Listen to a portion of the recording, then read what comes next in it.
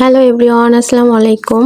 রোদের তাপে নাকি ডিমবাজি হয়ে যাচ্ছে, বিষয়টা কি আসলেই সত্যি? তা জানার জন্য নিজেই ট্রাই করলাম। আজকে টেম্পারেচার ছিল 41 ডিগ্রি সেলসিয়াস।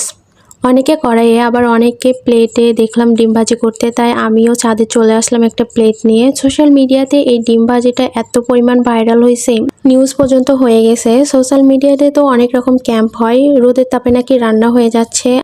আজ আমি চেষ্টা করব ডিম ভাজি করতে। প্লেটটা আমি রোদে অনেকক্ষণ রেখে দেই, এটা ভালোই গরম হয়ে গেছে। তারপর তেল দিয়ে দেই, ডিম যেহেতু ভাজবো তেল তো দিতেই হবে। তারপর তেল প্লেটে দিয়ে তেলটা একটু চতুর্দিকে ছড়িয়ে দেই। তেল দিয়ে এটা রেখে দেই 30 থেকে 40 মিনিট। 40 মিনিট পর এসে দেখি তেল আর প্লেট ভালোই গরম হয়ে গেছে। আপু প্লেটে ডিম দিয়ে দেয়, তারপরে আমরা দুইজন বসে আছি ডিম ভাজি দেখার জন্য, কিন্তু ডিম তো ভাজি হলোই না। মাঝখান থেকে রোদের তাপে আমরা দুইজনে ভাজি হয়ে যাচ্ছিলাম। প্লেটটাকে রোদে রেখে আমরা চলে যাই। 10 মিনিট পরে এসে দেখি ডিমটা এভাবে এই যে প্লেটে লেগে যাচ্ছে।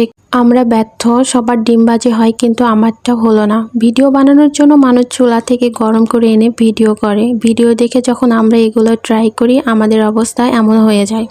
এইটা এখন চুলায় নিয়ে গিয়ে ভেজে খাবো। আসলে এভাবে কোনো রান্না হয় না, আপনারাও ট্রাই করতে পারেন। তো ভালো থাকবেন সবাই, আল্লাহ হাফেজ।